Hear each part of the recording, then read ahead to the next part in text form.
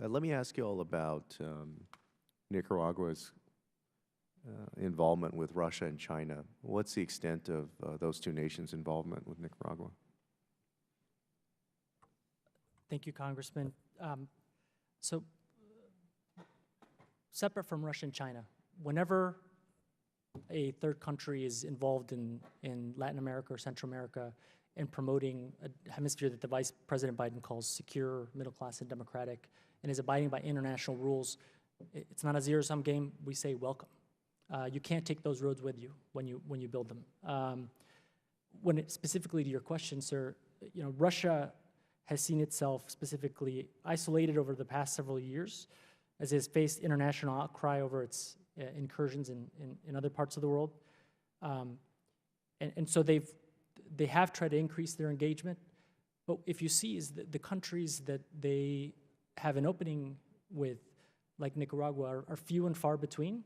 The engagement tends to be transactional, and it's something we're watching very closely. But we see it as limited and to arms sales and resulting spare parts and training as a part of the main part of the relationship. Is there a foreign aid component from either of those countries over Nicaragua that y'all know of? Well, with regard to Russia, they will provide credits. As you know, they sold the tanks to Nicaragua, but beyond that, it's been mostly just a transactional arms trading exercise. But it's something that we're watching very closely, and it's something that we'd welcome an opportunity to brief you in a classified setting. I know we've discussed this with the chairman in a classified setting before. I'd welcome that opportunity. Sure. Did you have something? Okay. And can you describe the status of our security cooperation under CARSI and how that's coming along? Yes. So, Congressman, our assistance that focuses on Central America is one that does not go directly to the government. We provide training, equipment, and so on and so forth. Overall, we've provided we're going to provide $13 million in 2016 funds, and the impact is one where we've actually worked with the Nicaraguan Navy, which, even though it has really small, limited assets, conducts regular patrols and interdiction operations in their internal waters in the Pacific and in the Caribbean coast.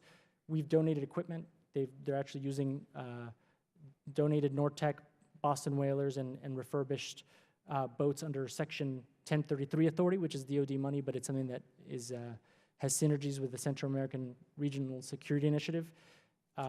And the support, again, is the work that we do will be training, and we'll provide equipment that is specifically focused toward the counter-narcotics operation. The results have been, as I mentioned earlier, 4.3 metric tons in seized assets last year.